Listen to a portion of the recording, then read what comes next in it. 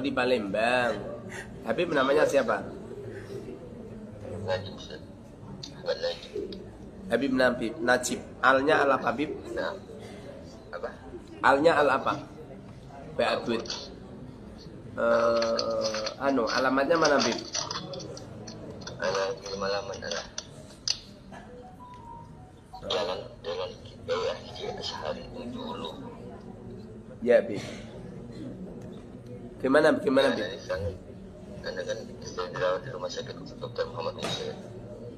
Ya, Habib. Udah 2 hari. Iya, kena demam berdarah. Anak mau beli obat.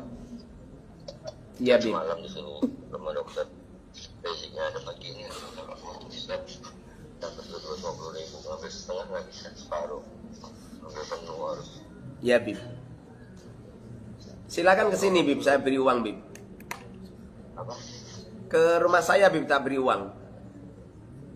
Ya Allah, jauh.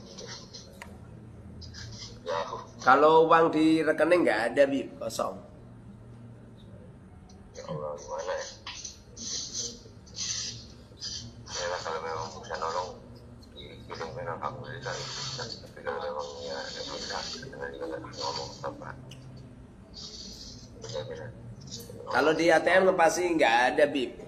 Kalau kasih ada. Kalau Habib pengen kesini, mau gue tak beri. Sebabnya kemarin juga Habib banyak yang minta-minta sama saya. Tapi ada nolong. Kenapa ya, Bib? Apa itu Habib kok senengane minta-minta ya? Saya tuh setiap hari dimintain uang sama Habib kok. Kenapa, Bib?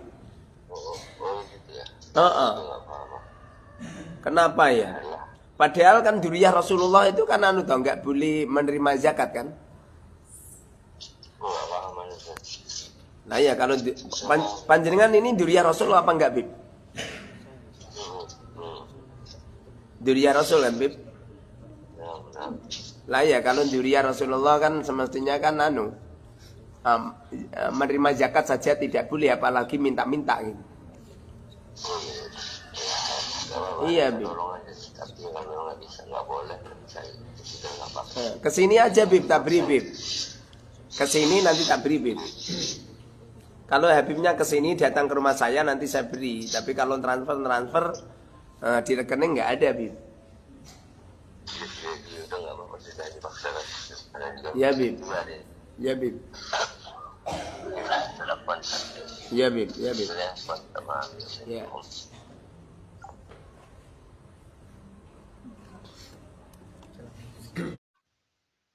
Assalamualaikum warahmatullahi wabarakatuh. Berjumpa kembali dengan saya, orang kecil yang badannya besar.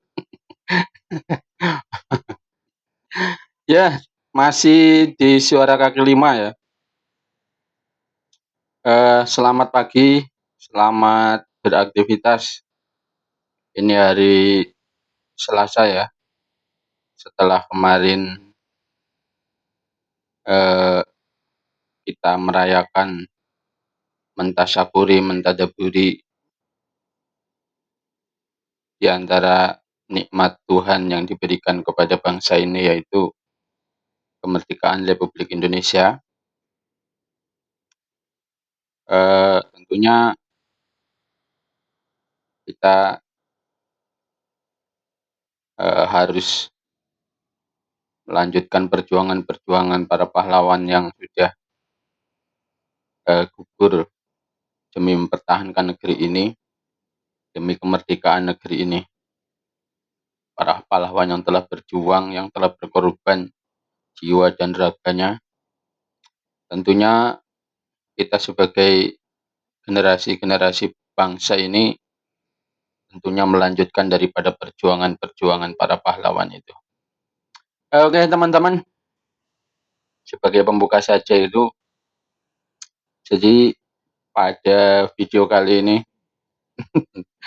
eh, agak serius sedikit ya.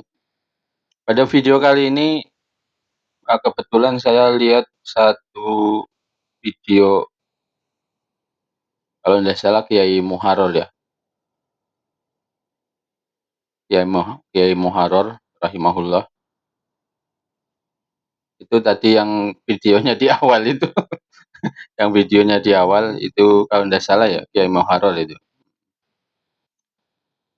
Jadi ada percakapan Kiai Muharrar dalam beberapa video saya pernah nyimak itu videonya beliau.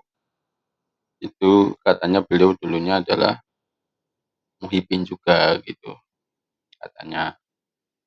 Nah, kemudian di perjalanannya termasuk beliau ini orang yang eh, berseberangan dengan para habaib dalam hal sebenarnya sih mungkin tidak berseberangan ya, mungkin bisa jalan aja gitu karena ndak ini ya, ndak cocok dengan karakter-karakter para habaib itu yang menjadi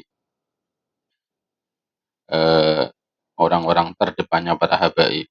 Sehingga karena mungkin ceramah-ceramah para habaib ini di antaranya banyak itu yang para habaib yang punya pengaruh itu ceramahnya itu sering memprovokasi bangsa ini ya, sering memprovokasi umat sehingga sering terjadi keributan-keributan gitu. Sehingga di antara kiai-kiai yang kemudian bisa jalan itu ya Kiai Muharrar ini.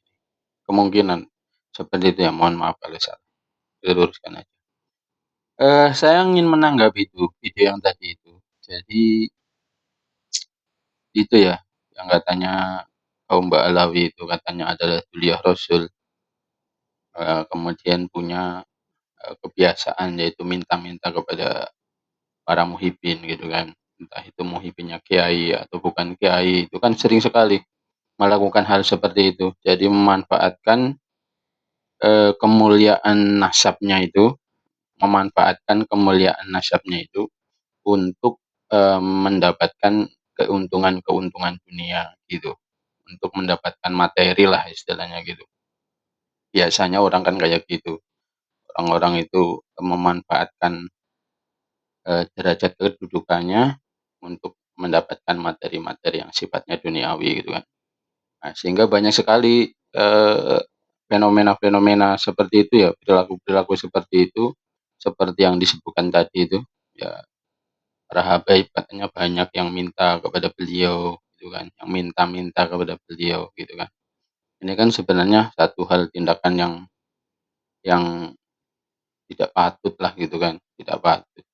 Minta-minta gitu kan, minta-minta sumbangan, minta-minta apa gitu kan. Para habaib itu kalau doktrinnya kepada orang-orang awam itu kan memuliakan memuliakan zuriat ahlul bait gitu kan. Doktrinnya kan kayak gitu, memuliakan zuriat ahlul bait. Sehingga banyak di antara orang-orang kaum nahdien itu yang merasa takut karena saking cintanya kepada para nabi, kemudian juga cinta kepada ahlul bait, sehingga ketika ada orang-orang yang menggunakan nama besar itu, yaitu Zuriyah Rasul, akhirnya orang-orang yang biasa itu ketakutan. Takut apa? Takut kualat gitu kalau berselisih paham dengan para habaib. Sehingga ya manut-manut aja mereka. Tapi kan di kemudian hari muncullah orang-orang yang kemudian menganalisa sebenarnya ini benar habaib apa bukan. Kemudian muncullah Kiai Imad dan seterusnya gitu kan. Ya menurut saya sih itu hal biasa saja gitu, hal biasa saja. Kemudian apakah tidak ada orang yang menentang? Ya ada, orang yang kemudian membantah penelitiannya Kiai Imad kalau Ba'alawi itu klan Ba'alawi itu terputus bukan Duriah Rasul. Itu kemudian kan banyak yang membantah juga. Tetapi sejauh ini kan yang membantah secara ilmiah itu kan belum ada gitu. Mereka bantahannya itu hanya secara emosional saja, hanya secara argumentasi yang secara logika saja gitu kan. Ya jadi seperti itu dan dampaknya dari eh, penelitian Kiai Imad itu kan dampaknya cukup besar sehingga tentu ini menjadikan eee, menyebabkan kegusaran di antara klan Ba'alawi ini, gitu. Dampak besarnya itu apa? Dampak besarnya itu banyak, para pengikut-pengikut Habaib itu yang kemudian, berseberangan berseberangan dengan para klan Ba'alawi ini. Sehingga lambat laun pengikut para Habaib ini semakin sedikit. Di antara parameternya ya, di antara parameternya, eee, dari mana dilihat kalau para apa namanya, para, pengikutnya para Habaib itu semakin sedikit, yaitu tadi, di antara parameternya adalah satu, sudah semakin banyak orang apa namanya, orang-orang yang berani menolak kehadiran misalnya, pentolan-pentolan para habaib. Karena apa, karena ceramahnya itu sering memprovokasi masyarakat gitu. Itu ceramah-ceramah yang dibalut dengan ayat-ayat Al-Qur'an, yang dibalut dengan hadis-hadis Nabi, artinya ceramah-ceramah yang dibalut dengan kemasan agama itu kan akan lebih cepat mengena kepada orang-orang awam gitu, sehingga orang-orang awam yang, mendengarkannya itu seringkali, langsung bisa terprovokasi oleh, apa namanya, propaganda-propaganda pada kaum Ba'alawi ini. Nah itu dampaknya adalah yang di antaranya itu. Kemudian, salah satu di antara contoh lagi adalah kalau klan Ba'alawi ini melakukan, kan sering ya dulu itu klan ini sering melakukan demonstrasi-demonstrasi dan termasuk orang-orang yang hobilah gitu melakukan demonstrasi ini. Karena mungkin, demonstrasi ini kan pasti ada penyandang dananya. Mungkin di antara, keperluannya adalah di situ ada dia mendapatkan mendapatkan keuntungan dari penyandang dana itu, gitu kan. Artinya di samping dia mungkin punya kepentingan untuk melakukan melakukan demonstrasi, dia juga mendapatkan keuntungan dari mendapatkan, apa namanya, rupiah lah katakan, mendapatkan dana, dari penyandang dana tersebut. Kalau hal ini tidak dipungkiri sih, salah satu ada dulu seorang mahasiswa itu pernah bercerita kepada saya bahwa pernah melakukan, satu gerakan demonstrasi itu, mahasiswa di sini ya, di wilayah Gorontalo sana. Pernah melakukan, walaupun mungkin tidak semua ya, tapi beliau itu bercerita kayak gitu, pernah melakukan demonstrasi yang sebenarnya demonstrasi itu ya kepentingannya orang-orang tertentu aja, yang kemudian orang tersebut, apa namanya, memberikan sokongan dana kepada para mahasiswa. Itu lumayan katanya, kata kata itu mahasiswa tersebut, lumayan. Artinya kan kita anak-anak kos itu yang butuh biaya untuk hidup itu kan lumayan. Kalau satu kali demonstrasi oratornya saja misalnya dapat 1 juta itu kan lumayan.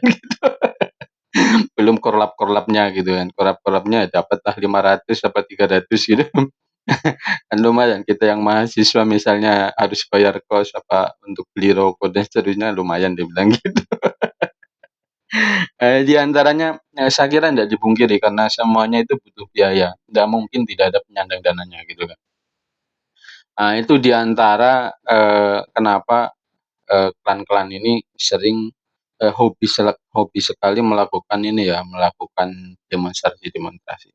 Dan, jadi parameter sehingga, eee, apa namanya, setiap demonstrasi itu kan kelihatan masanya cuma sedikit sekali gitu.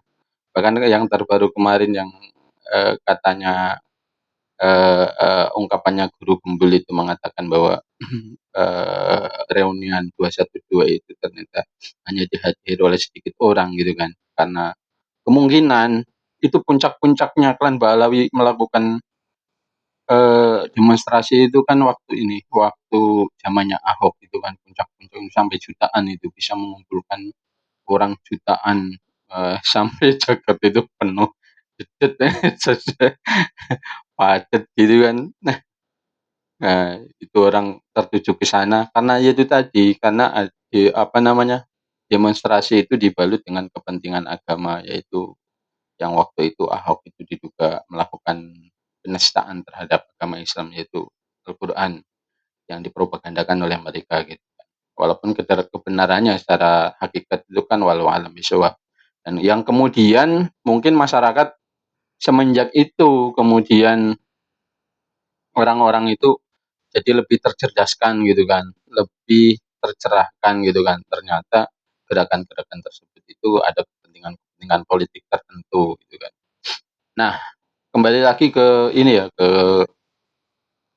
peristiwanya Kiai Muharrar itu.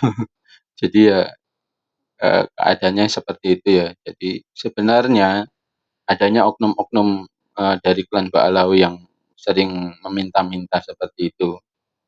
Ya itu kan sebenarnya itu kan merugikan klan mereka sendiri gitu kan. Yang sebenarnya yang harus menertibkan ya klan mereka sendiri gitu. Kalau seandainya benarkah orang-orang yang ada di telepon itu benar klan Ba'alawi atau bukan? Kalau misalnya klan mereka itu, kelompok mereka itu nggak terima, harusnya mereka sendiri yang mengusut. Karena apa? Karena bisa eee, mencederai atau apa namanya, nama baik klan mereka gitu. Itu kalau mereka peduli, tapi kalau mereka nggak peduli kan karena banyak sekali yang tadi Kiai Muharrar mengatakan banyak Habib-habib kenapa ya sukanya itu minta-minta gitu, itu minta uang gitu kan. Berarti kan bukan cuma kejadiannya bukan 1, 2, 3 orang gitu kan, karena banyak sekali bilangnya gitu. Ya mungkin beliau sudah sering. Ya terlepas dari entah itu yang meminta itu ya beneran dia dari klan Ba'alawi atau dia hanya ngaku-ngaku saja kan kita nggak tahu. Ya yang mestinya seandainya ini klan Ba'alawi merasa terganggu ya harusnya orang-orang seperti ini ditertibkan gitu sama mereka gitu. Sehingga tidak menambah buruk nama baik mereka gitu. Oke, teman-teman artinya ini adalah satu pencerahan saja jadi seperti itulah keadaannya, orang-orang yang melakukan klan Ba'alawi itu seperti itu ya. Ya kita terlepas itu benar atau tidak suara yang ada di telepon itu adalah termasuk orang-orang klan Ba'alawi atau bukan kan kita tidak tahu juga gitu. Jadi ya kita sebagai bangsa Indonesia kita tetap harus, eee, karena kita kan hidup di era digital, di era teknologi yang cukup, bisa, menjangkau sampai ke pelosok-pelosok negeri. Tentunya kita tercerdaskanlah dengan media-media tersebut. Oke, tetap kita menjadi orang yang berlogika, cerdas, kemudian kita berdoa sama-sama mudah-mudahan negeri ini tetap menjadi negeri yang utuh, aman, tentram, damai, dan kemudian Allah munculkan pemimpin-pemimpin yang amanah, adil, dan bijaksana gitu kan. Nah, oke sampai di sini aja. Assalamualaikum warahmatullahi wabarakatuh.